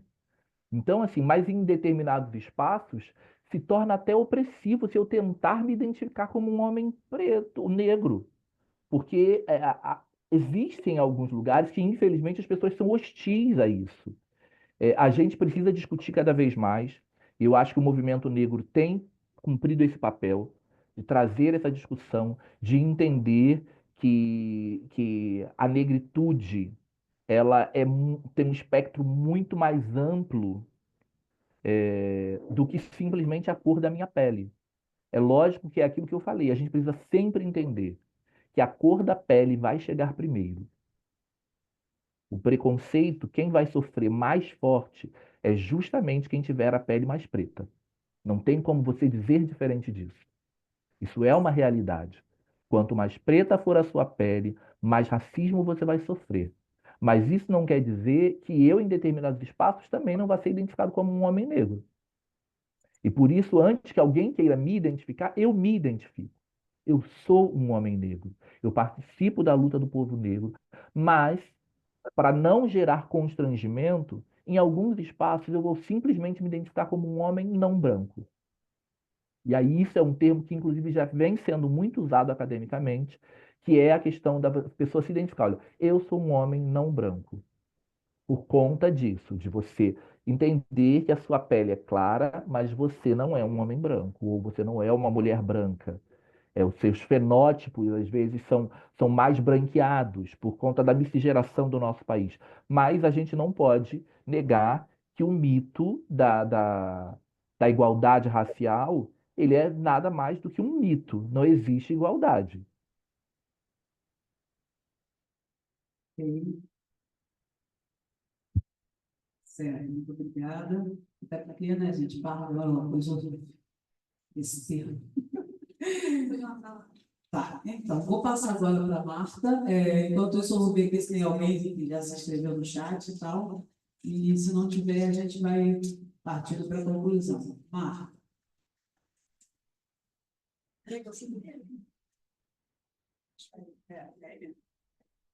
Eu acho que essas questões que foram levantadas aqui são muito importantes. A questão que a Bia levantou, da Maria, assim, eu acho que os oportunistas sempre vão, né? Em todos os espaços existem os oportunistas, né? Que um homem branco se declarar negro para ganhar, para ter um espaço. Infelizmente, a gente já viu isso acontecer, a pessoa autodeclara sabendo por puro cinismo, né? Até para tentar desmoralizar, desqualificar essa luta, né? Eu tenho algumas situações que eu acho que, assim, esse mito da democracia racial, né, de anos e anos e anos, cria algumas coisas que existem muito aí de trabalho pela frente, né? O meu pai era um homem preto, né? E ele não gostava de pessoas pretas. Ele tinha horror. E minha mãe era branca, então você via que ele tinha ele se recusava, ele não se reconhecia como homem preto. Ele era pele preta mesmo, né? Na escola que eu trabalho também, eu trabalhava, eu passei por algumas situações também que eu acho que essa questão que vocês levantaram é muito importante. De como... mas aí não é o seu lugar de fala. Eu acho que isso também enfraquece. Claro que tem que ter essa preocupação que o Lorde apontou ali, né? Mas numa discussão uma vez na turma, né? Eu fazendo um trabalho com a turma, uma menina virou para mim e falou assim: ô Marta, mas você não pode querer falar. O seu lugar de fala não é esse. Eu falei, porque eu não quero. Você não pode falar com uma mulher preta porque você tem uma cor que você não passa pelo preconceito que a gente passa. Então, está errado você falar isso. Engraçado que eu até liguei para uma amiga, que eu fiquei tão mal assim um dia, né? Para ver como é que estava essa discussão. E isso agora, assim, eu sou uma mulher negra, né? E eu consegui, indo até o final do ano, com a gente conseguindo falar com essa menina com mais tranquilidade, né? E uma outra coisa foi, eu estava também falando sobre, né, o movimento negro e chamei uma palestrante, e aí eu me identifiquei como mulher negra, né? E a menina virou assim e falou, um menino virou para mim, isso do médico, falou, mas você não é preta. Para ele, na cabeça dele, é uma feia, tipo assim, calma, você não é preta não, não precisa, isso aí, sabe? Eu fiquei assim, como é que essas coisas vão perpassando, né? Ele achou que eu ser considerada preta seria uma ofensa. E ele também era negro. E assim, nas salas de aulas, a maioria, como a Maria falou, claro, eles não se reconhecem, como o Lorde falou, eles não se reconhecem. É impressionante, né? E como esse movimento de, por exemplo, assumir o cabelo, como isso veio sendo cooptado, né? Veio sendo usado pelo capital, né? Você vê, são 500 cremes, 500 hidratantes, 500 não sei o quê, como o capital se apodera das nossas lutas e do nosso crescimento, né? Porque você achar que o seu cabelo crespa é bonito, isso é um avanço. Eu odiava meu cabelo, hoje eu amo, né? Mas como é que isso vem sendo apropriado? Então, é isso. Gostaria que a gente até, vocês comentassem um pouco sobre isso, de como esse mito da democracia, como isso atrasou, né? Como isso tem dificultado. Eu dei o exemplo do meu pai, e como as pessoas acham, não tem racismo. No Brasil não tem racismo. Aí, uma vez eu virei para uma senhora e falei assim, você deixaria sua filha casar com um homem negro? Ela calou a boca, ficou assim, pensando. E aí eu mudei de assunto, né? Porque é muito forte isso, essa questão da democracia racial no Brasil. Então, Marta, eu gostei muito dessa sua provocação, porque foi incentivado, né, no Brasil, principalmente na época da miscigenação, grande obra de Gilberto Freire, que tanto Lélia conhecia, por isso que ela cunhou, né, não, ela não foi a precursora, mas a América Latina para chamar ao retorno da história, a origem, que lembra do estupro dos indígenas, das negras, e esse incentivo ao embranquecimento da população, embranquecimento. E aí, por isso que ela também fala da neurose, nessa neurose da sociedade. E a Virginia Becuto também fala, né, que a psicanálise daria conta, porque respingou não só nos negros, mas como você falou aí do seu pai, não se reconhecia, porque aquilo dói, né? Quem quer ser relegado? Quem quer ser maltratado? E também respingou no branco. Fanon também falava sobre isso, né? Pele negra, máscara branca. Então, por isso que muitos, né, muitos estudiosos, principalmente os negros, iam para a psicanálise, para procurar entender que sociedade é essa, que nação é essa, que democracia é essa. Né? Vivia essa dualidade, principalmente na ditadura. Assinou a convenção em 60, vivemos em plena ditadura militar aqui, que não podia se falar, né? Em racismo, mas ele assinou, né, a eliminação do racismo, decreto de 69. Então, como é que pode? Então, o Brasil vive muito essa contradição. Então, era isso que eu queria falar. E para terminar, só, no Movimento Negro 2000 para cá, tem aberto muito, né, se estuda as relações étnico-raciais, tem mais negros no nível superior, né, nos ministérios. Então, isso também é considerado um avanço, né, mais para a pessoa se conscientizar mais, porque fica na ordem subjetiva, né? O racismo é estrutural e ao mesmo tempo estruturante. Então, fica pior ainda de se combater. A gente, além de ser só a cor, fenótipo de marca, diferente dos Estados Unidos, que foi por muito tempo lá, foi além de eles serem minoria, lá era legislado, assim como na África do Sul, né? Era legislado. Aqui não, havia uma falsidade. Não, nós não somos racistas. Mas tinha aquela brechinha, são a forma, né? Como se coloca, são as atuações não só do legislativo, né, o executivo, então vai colocando à margem as pessoas, né, os indígenas, os negros, que foram subjugados. Né? Era isso que eu queria falar. Aqui no Brasil é o racismo brincalhão, né? Tudo DNA, não, é brincadeira. Eu não penso nisso, né? O racismo recreativo. E aí, Marta, quando você fala isso, assim, eu lembro também que, assim, são anos de apagamento da nossa história.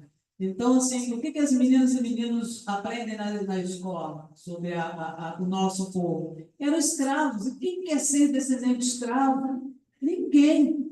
Né? A gente não se trouxe para cá somente mão de obra, se trouxe cultura, se trouxe muitas obras, reis, príncipes, matemáticos. Então, assim, isso não foi contado. Hoje, eu acho que com esse avanço, é pouco, mas a gente já avançou quando a gente consegue mostrar para a criança que não era só mão de obra, e a criança fala, caramba, tia, mas aí você mostra as civilizações como elas já existiam, porque antes de chegar aqui, existia essa civilização pronta, essa estrutura que foi roubada. E aí a criança passa a ter mais orgulho, sabe, do seu povo, da sua ancestralidade. E é aí que a gente tem que trabalhar e focar. Né? O seu pai eu entendo perfeitamente, porque meu avô também não gostava muito de preto, não.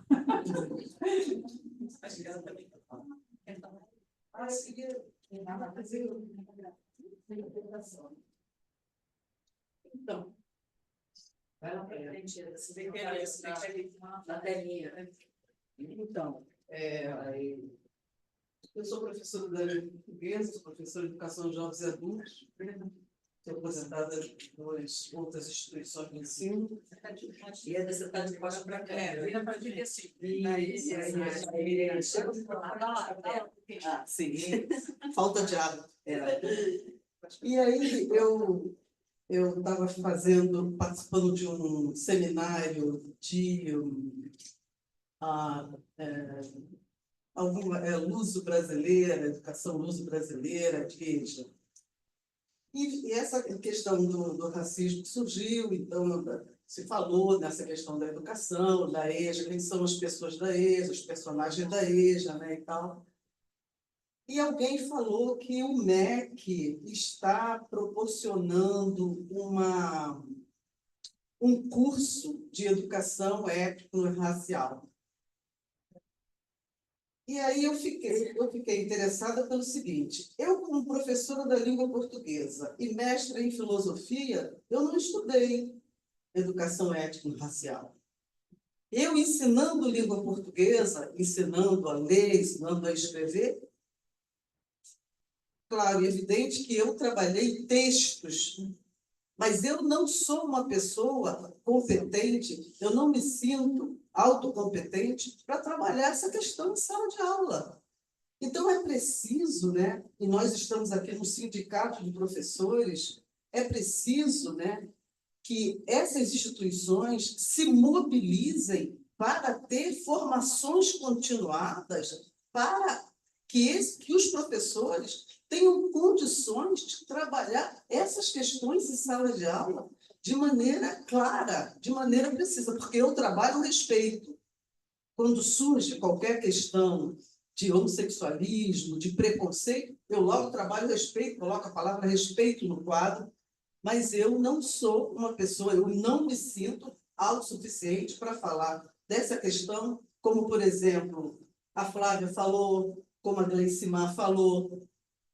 Então, é porque eu não tenho essa formação. Na minha formação, eu não tive essa formação. E como eu, né, deve ser 90% dos professores que estão nas redes públicas de ensino, inclusive as pessoas que estão no primeiro segmento e na pré-escola, porque isso aí tem que começar na pré-escola. Então, eu queria fazer essa reflexão. Sim, voltando à questão do MEC, eu não consegui me inscrever. Quer dizer, então tem um curso? Tem. Mas como é que a gente se inscreve? Eu não sei, eu não consegui me inscrever. Eu estou tentando me inscrever, mas eu não consegui me inscrever. Entendeu? Então, eu acho que a gente também tem que pensar sobre isso, né? Como é que vai ser essa questão em sala de aula? Quem é que vai falar sobre isso? É o professor de história? É só ele que vai falar sobre isso? Claro que não. Claro que não, porque se acontecer na aula de língua portuguesa, eu é que tenho que resolver. Se acontecer na aula de matemática, é o professor de matemática que tem que resolver. Se acontecer no pátio, é a pessoa que está lá no pátio junto com os alunos que tem que resolver, né? Então, eu acho que é uma questão que eu fiquei assim, muito... Desde esse seminário que eu estava assistindo, essa questão me perseguiu, e aí, como a gente está hoje tratando desta mesma questão, e é uma questão que me incomoda não saber, não me sentir autossuficiente para trabalhar essa questão em sala de aula. Tá bom? Obrigada. Obrigada a vocês.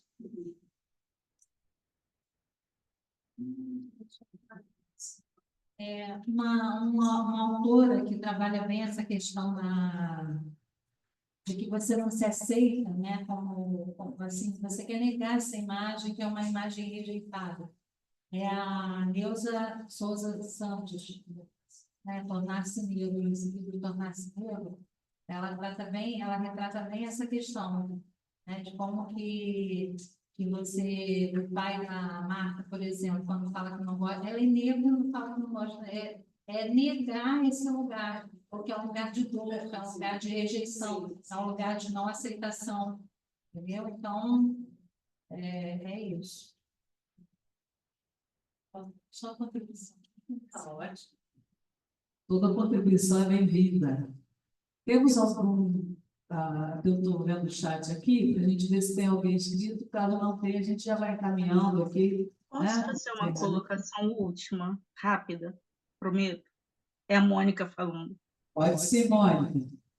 Eu adorei o que o professor Marcos falou do não branco, porque eu também eu me autodenomino como pessoa negra, mas a minha certidão de nascimento está posta que eu sou branca, né? E esse movimento que é do tornar-se negro é um processo que muitas pessoas que, como eu, precisam passar, né? E o letramento ajuda muito nesse sentido, penso eu. Agora, já foi dito aqui sobre a questão da mitologia, não, da democracia racial, né, todo esse mito que envolve a questão racial, né? A gente precisa lembrar também que, nos primórdios, na época do Brasil colônia, os brancos que aqui estavam eram analfabetos, né? E muitos negros, né, os malês, por exemplo, eram alfabetizados, né? Então, conhecer um pouco dessa história e tornar-se sensível a ela, né, é um grande passo, né? E podemos todos, por que não, fazer isso? Não precisa ser unicamente o professor de história ou a professora de história responsável por esse papel.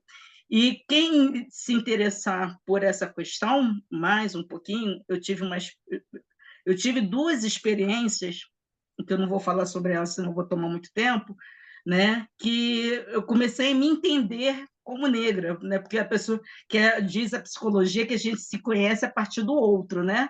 E aí eu falei assim, epa, tem alguma coisa aí, porque quando eu frequentava as séries iniciais, eu era moreninha, né? Eu era moreninha, né? E aí a gente vai entendendo, estudando, né? E vendo que a coisa não é assim. E que em alguns momentos eu serei vista como negra, sim, por que não? Né? Em outros momentos eu terei que dar um passo atrás, porque o que a gente passa, de acordo com tem 50 tons de cinza, 50 tons de negro, né? É diferenciado, né?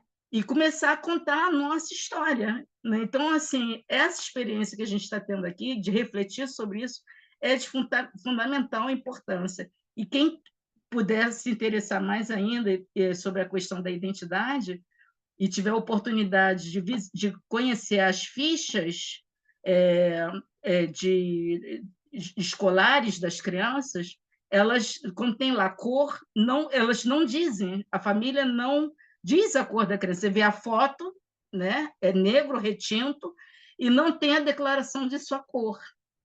Às vezes tem alguns nomes lá, mas muitas vezes não tem negro, não tem pardo, porque a pessoa porque é dolorido mesmo, porque foi deixado em nossa história tudo que é ruim é de cor preta, o que é bom é de cor branca.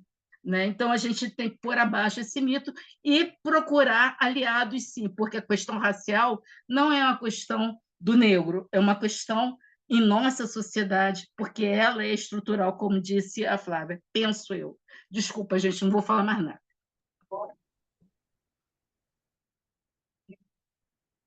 Excelente, Mônica. Você não vai falar agora, né? Você tem que continuar falando sim, porque é isso aí que você está falando. Perfeito. Bom, gente, então, assim, olhando aqui o chat, a gente viu que a Fabrícia, ela contribuiu ali em relação à questão dos pardos que eu tinha comentado. Ela falou assim, ó, pardos são aqueles que apresentam uma leitura racial ambígua. Alguns pardos estão sendo reprovados em bancas que avaliam cotistas por serem considerados brancos, devido ao tom de pele claro. Eu acho que é isso que tem sido colocado mesmo em relação a essa situação. Bom, então, como não tem mais inscritos lá, não tem mais inscritos cá, eu só tenho a agradecer muito a parceria aqui com a Flávia, que foi um grande prazer conhecê-la. Agradecer a Gleicimar, ao nosso companheiro Lorde, e as meninas aqui queriam colocar alguma coisa. Vou passar então a palavra para a Marta, já agradecendo a participação de todos aqui na presencial e no remoto.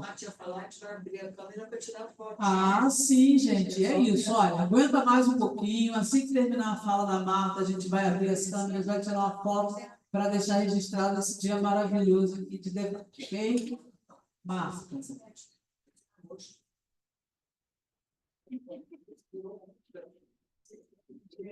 Não, na verdade, pessoal, eu estou aqui querendo agradecer.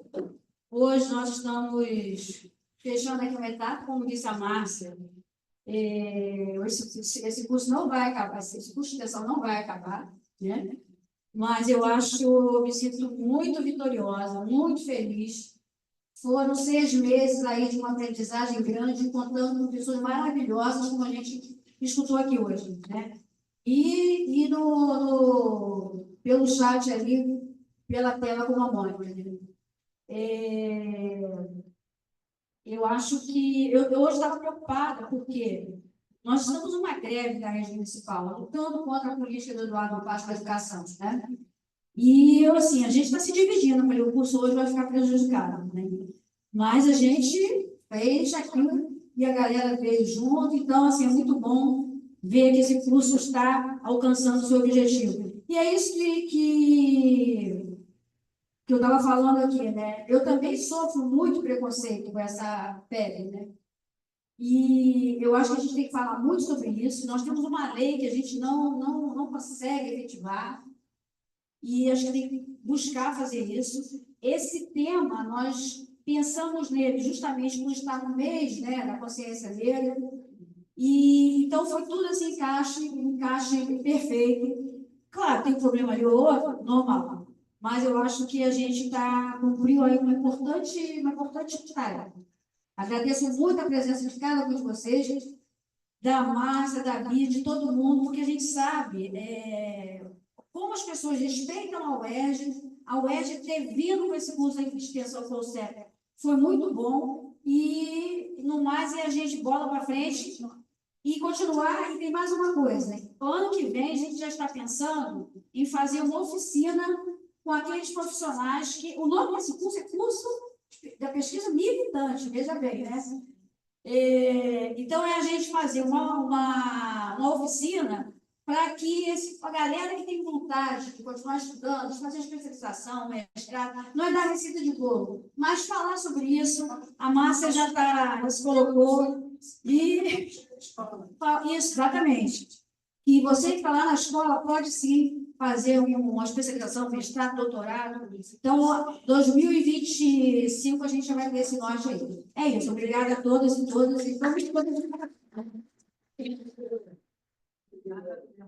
Podemos abrir, então, aqui a... Vamos lá, então, pessoal, tirar a nossa foto? Posso dar um recadinho? Pode. Aqui vai dar o Reinaldo, a gente vai abrir as câmeras para a gente poder tirar a nossa foto, né, e registrar esse momento. Só dar um recadinho e convidar quem quiser também. E a Labi? A Bia.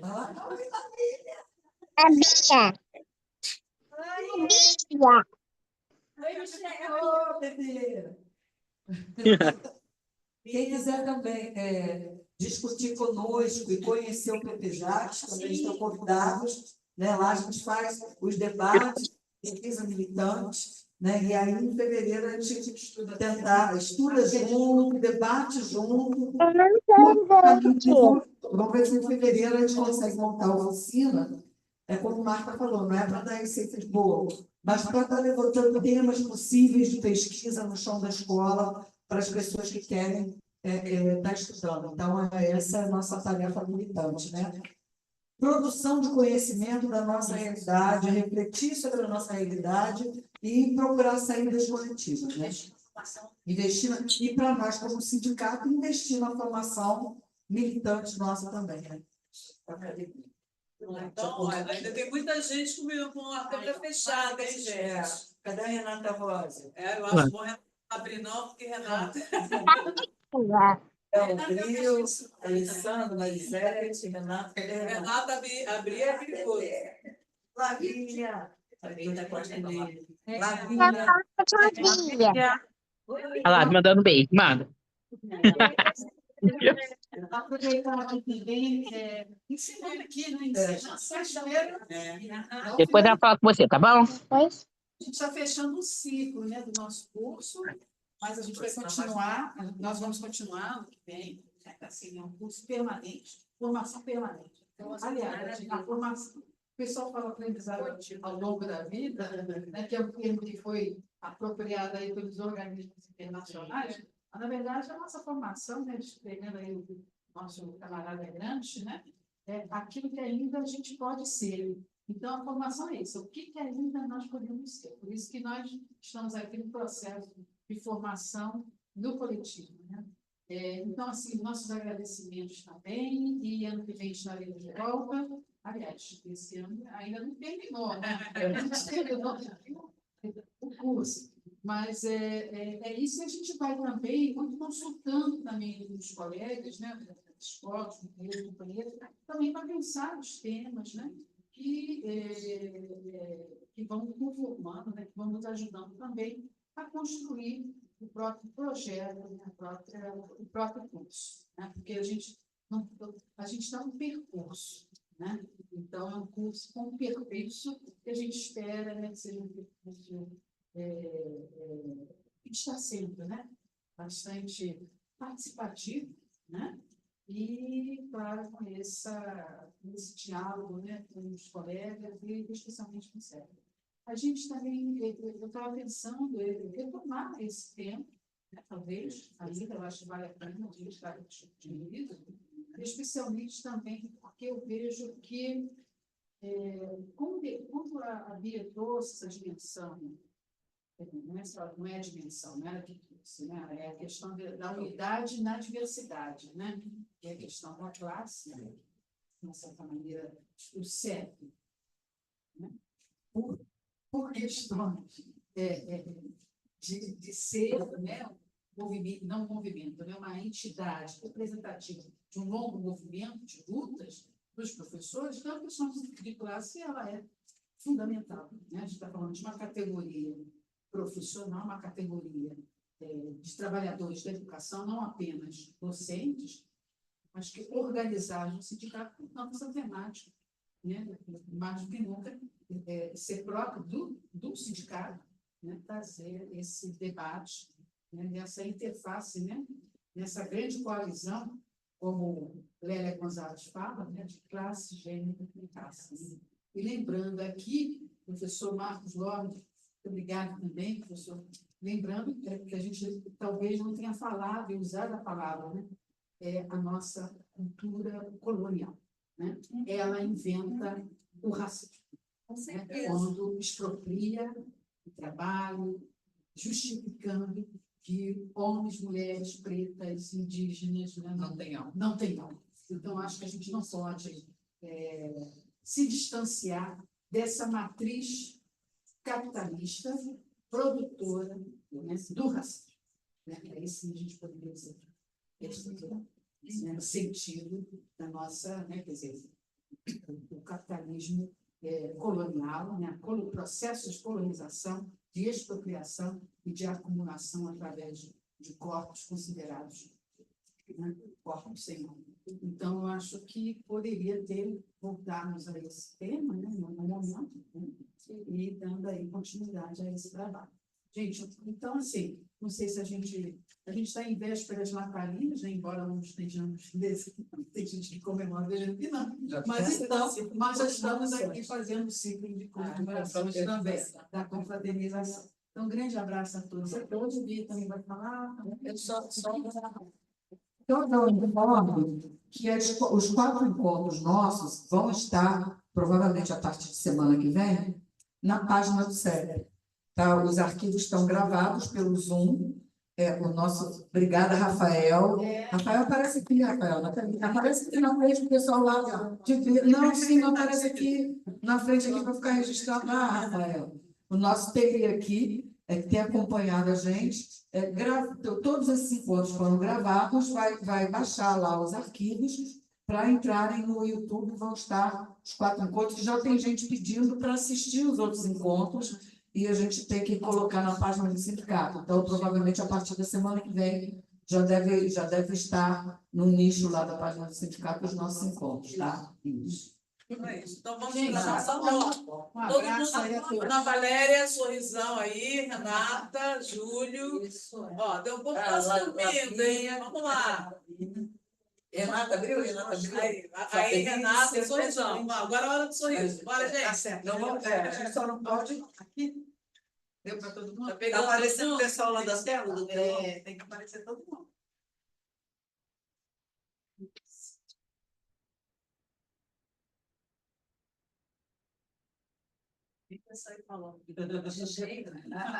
Apareceu o pessoal do telão? Fala, minha filha. Obrigada. Boa noite, pessoal. Obrigada, Marcos. Tchau, aqui. Fala, tchau, pessoal. Fala. Eu que agradeço, foi um prazer. Beijo, Lavínia. Olha lá, olha lá, tia Maria. Tchau, gente. Beijo, Lalá. Tchau. Manda beijo. Coisa linda. Tchau, tchau.